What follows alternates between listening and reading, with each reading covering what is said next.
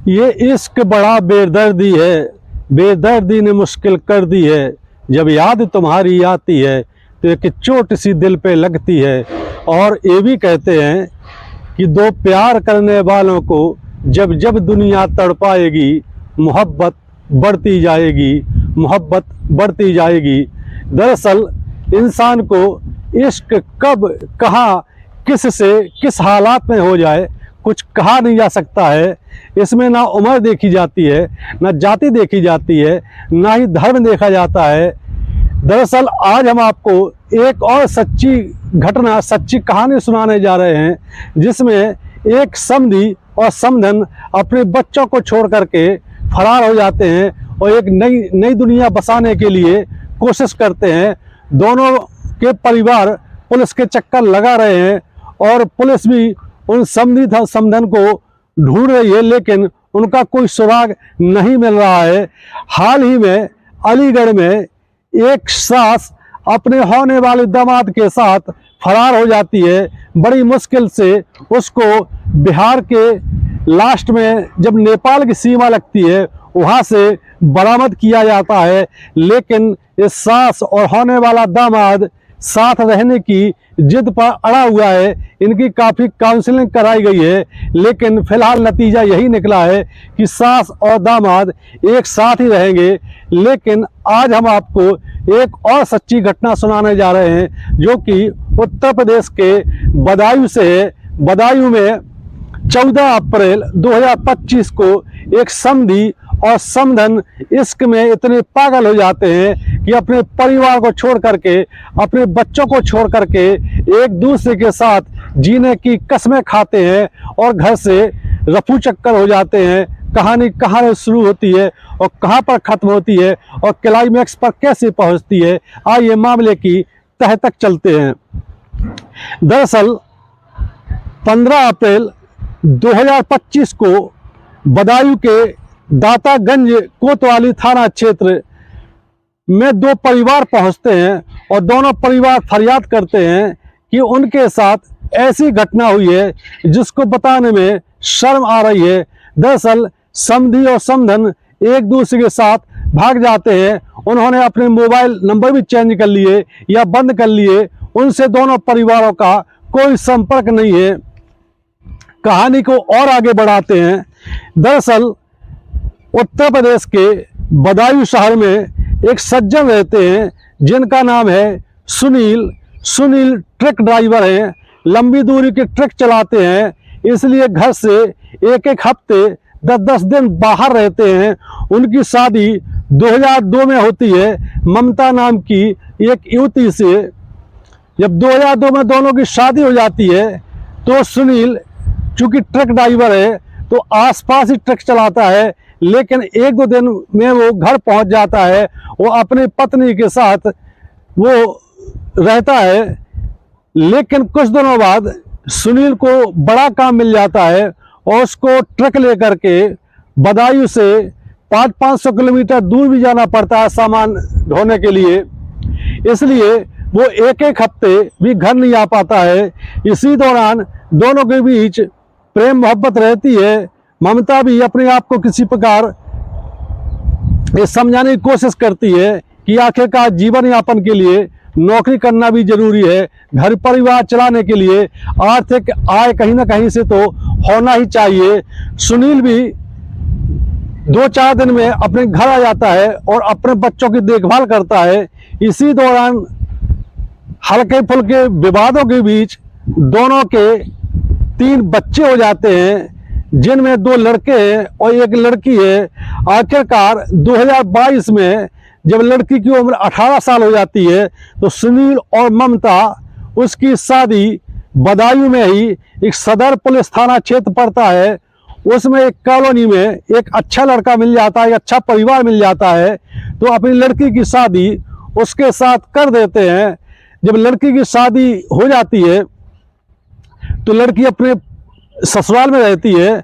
अब घर में ममता अपने 2 बच्चों के साथ रहती है और सुनील ट्रक लेकर के माल ढोने के लिए घर से 15-15 दिन के लिए गायब हो जाते हैं।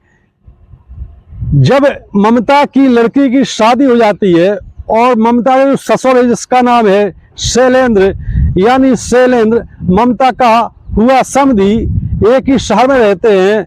ममता की उम्र अभी मुश्किल से 38 से 40 साल के बीच है। उसकी जो ख्वाहिशें हैं, उसकी जो शारीरिक आवश्यकताएं हैं, उसकी जो मानसिक आवश्यकताएं हैं, वो पूरी नहीं हो पा रही है। इधर शैलेंद्र भी अपनी पत्नी से नाखुश रहता है, क्योंकि शैलेंद्र की उम्र भी लगभग 45 साल है और इसकी पत्नी की उम्र लगभग 42 साल है, तो वो पत्नी से ज़्यादा खुश नहीं रहता है। शैलेंद्र को भी कहीं ना कहीं अपनी शारीरिक आवश्यकता पूरी करनी है, काम वासना हवस पूरी करना है। इसी दौरान जब शैलेंद्र अपनी समधन ममता के घर जाने लगता है, क्योंकि ममता का हस्बैंड सुनील तो अक्सर घर से बाहर ही रहता है, और ममता के जब दोनों बच्चे स्कूल चले जाते हैं उसी टाइम उसका समधी शैलेंद्र उसके घर आना जाना करता है। अब हालत ये हो जाती है कि शैलेंद्र ममता के यहाँ हफ्ते में 3 से 4 दिन पहुंच जाता है और वहीं पे कई बार खाना भी खाता है। 2 से 3 घंटे वो ममता के साथ, यानी अपनी समधन के साथ घर में रहता है।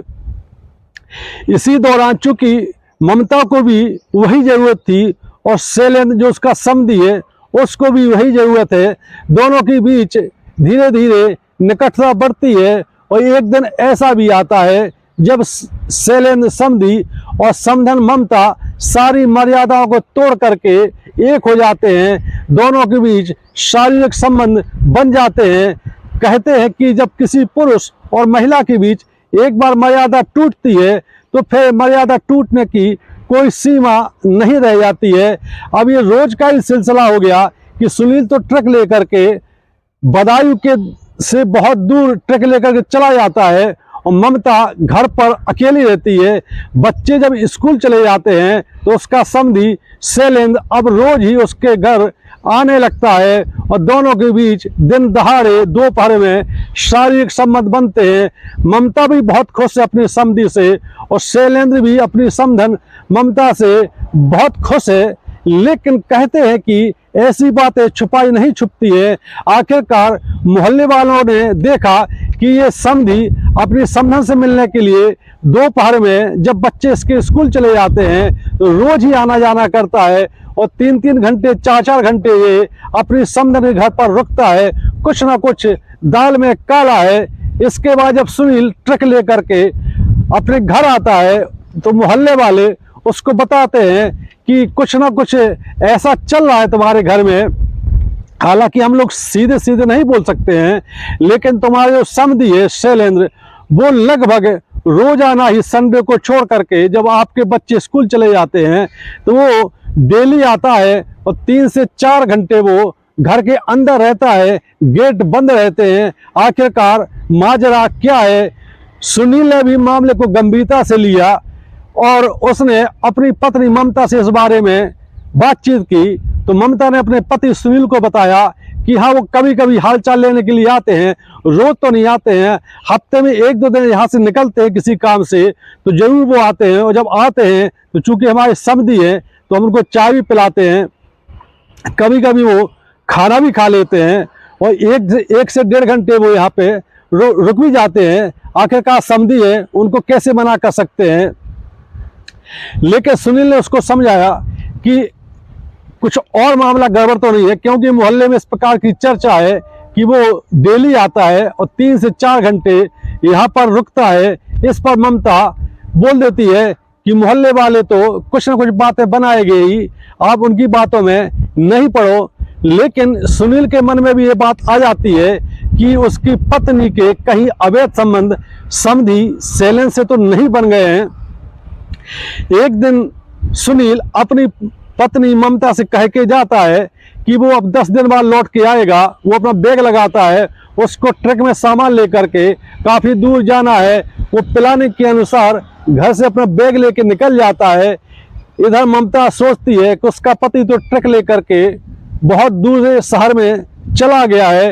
इधर शैलेंद्र रोजाना की भांति अपनी समधन ममता से मिलने के लिए पहुंच जाता है। जब दोपहर के लगभग 2 बजते हैं, बच्चे स्कूल में हैं और ममता और उसका समधी शैलेंद्र घर के अंदर रंगरलिया मना रहे हैं। इसी दौरान घर के पिछवाड़े से जो ममता का पति सुनील है वो घर में एंट्री करता है, और जब वो देखता है कि उसका समधी शैलेंद्र उसकी पत्नी ममता के साथ बेड पर रंगरलिया मना रहा है, दोनों आपत्तिजनक अवस्था में हैं, निर्वस्त्र हैं, कपड़े नहीं पहने हुए हैं। जैसे ही शैलेंद्र ने दोनों को नग्न अवस्था में देखा तो वो शोर मचाता है। इधर ममता घबरा जाती है और ममता उसका जो समधी है शैलेंद्र वो किसी प्रकार अपने आप को काबू में करते हैं, तुरंत कपड़े पहनते हैं। इधर सुनील ने अपने समधी को बहुत डांटा, बहुत फटकारा, लेकिन हमला उस पर इसलिए नहीं कर सकता था क्योंकि आखिरकार उसकी बेटी उसके घर में ब्याही है। अगर ऐसा कुछ कर देगा तो उसका बेटी का जीवन भी बर्बाद हो जाएगा। उसने शैलेंद्र अपने समधी को समझाया कि समधी बाबू, ये हरकत बहुत गंदी है और तुमने हमारे भरोसे पर चोट की है। इसके बाद शैलेंद्र जो कि समधी है सुनील का, वहां से निकल जाता है। इसके बाद सुनील अपनी पत्नी ममता के साथ मारपीट करता है। ममता भी विरोध करके उसको जवाब देती है, लेकिन सुनील ने उसके साथ ठीक ठाक पिटाई कर दी। जब सुनील इसके बाद गुस्सा होकर के ट्रक लेकर के दूसरे शहर चला जाता है, इधर ममता इतनी ज्यादा गुस्से में आ जाती है कि उसने अपने समधी शैलेंद्र को बुलाया और उससे कहा कि हमारे पति सुनील ने मेरे साथ बहुत मारपीट की है, अब मैं बर्दाश्त नहीं कर सकती हूँ, अब तुम्हारे साथ में हमेशा हमेशा के लिए रहना चाहती हूँ। इधर शैलेंद्र ने भी उसको काफी समझाया कि ये संभव नहीं है क्योंकि तुम्हारे अभी 2 बच्चे हैं, उनकी शादी आदि हो जाए उसके बाद देखेंगे। लेकिन ममता इस बात पर अड़ जाती है कि यदि तुम मेरे साथ नहीं भागोगे तो मैं सुसाइड कर लूंगी। इसलिए सुनील की पत्नी ममता की बात सुन करके शैलेंद्र घबरा जाता है। आखिरकार शैलेंद्र को भी ममता पर इतना भरोसा था कि वो उसको बहुत चाहती है। इसके बाद शैलेंद्र भी, चूंकि बच्चे सेटल हो चुके हैं, वो भी बगैर बताए घर से ममता को लेकर के गायब हो जाते हैं। इधर जब बच्चे स्कूल से आते हैं और घर पर अपनी माँ को नहीं देखते ममता को, तो अपने पापा को फोन करते हैं सुनील को। सुनील भी सारा काम छोड़ करके घर पहुंच जाते हैं। आखिरकार पता चलता है कि समधी और समधन फरार हो चुके हैं, उनका किसी शहर में कहाँ पर है कोई पता नहीं चल रहा है। इसके बाद सुनील बहुत परेशान हो जाता है कि इसने तो हमारी नाक ही कटा रखी है, और नाक तो ठीक है, कट गई ठीक है, लेकिन इन बच्चों का क्या होगा, आगे कैसे सरवाइव करेंगे। आखिरकार सुनील और शैलेंद्र के परिवार के लोग पुलिस थाने पहुंचते हैं, बदायूं एसपी से मिलते हैं और फरियाद करते हैं कि सब किसी प्रकार इस मामले को हैंडल कर दीजिए। लेकिन पुलिस भी मामले को सुन करके चौंक जाती है क्योंकि अभी अलीगढ़ का सास दामाद का मामला बहुत गर्म था। अब समधी समधन का मामला भी सोशल मीडिया पे बहुत गर्म होने लगा है। पुलिस दोनों की तलाश कर रही है, लेकिन दोनों का कोई सुराग नहीं लग रहा है। ये कहानी आपको कैसी लगी? यदि वीडियो पसंद आता है तो हमारे चैनल को सब्सक्राइब करें। जय हिंद, जय भारत।